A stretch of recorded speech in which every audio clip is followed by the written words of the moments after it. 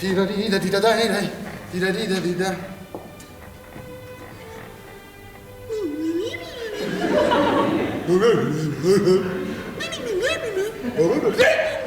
vprašanje, ja. Glejte, igralec je...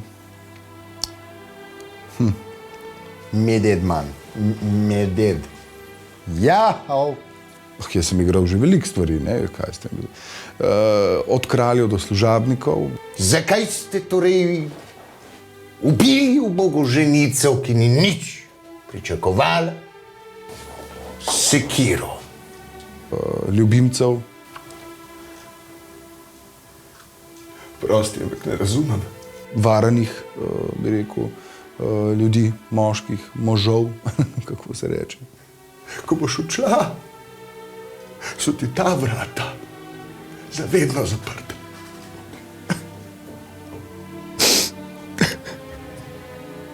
Recimo, ne, kaj tazga, ne. Ne bom falil, če rečem, da je treba lik dihati. Če te še enkrat dobim, bedanc, kako boš divjat strelov? Ti povem, da se vse to v kup ne bo dobro končalo. Glejte, to sem vam hotel reči. Ni malih in velikih vlog. So samo mali in veliki igralci. In seveda največji. Pa tudi kekca pa mujco na mir pust. Dober igralec mora biti v vsaki sekundi biti sposoben prevzeti ne samo vizualno podobo nekega lika, Mar vidite te dve sliki mati? pač pa tudi njegovo psiho. Na tej obraz poln veselja, ta njegova kontraslika. Ampak recimo naredimo eno kratko vajo. Glejte, jaz sem lahko vesel, žalosten, jezen, presenečen. Vidite, to je treba hitro delati, ne? Tle se ločijo boljši in slabši, seveda. Pianist ima klavir, igralec ima svoje telo.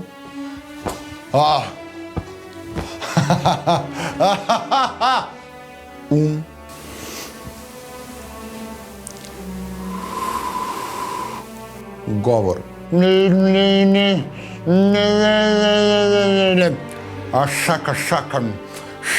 Šakana. Buh, baba, bič, cajna, cik, cula, čaša, čir, čudo, duda, dim, dan, fuj, figa, fafaga, gib, guba.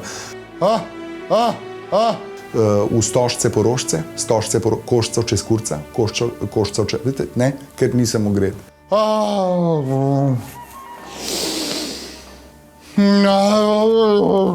Kljub univerzitetni akademski izobrazbi so naše plače primerljive, pa nočem jamrati, no. Kaj se pol zgodi? Igralec gre v komercialo.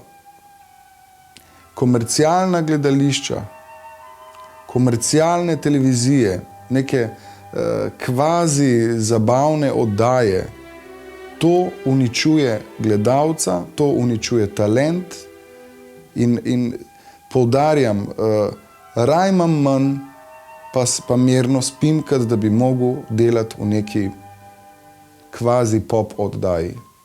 Me razumete? Bog ne daj. Vse gledam kolege, ki se lomijo. Sam to, prostite, mene bi bilo sram.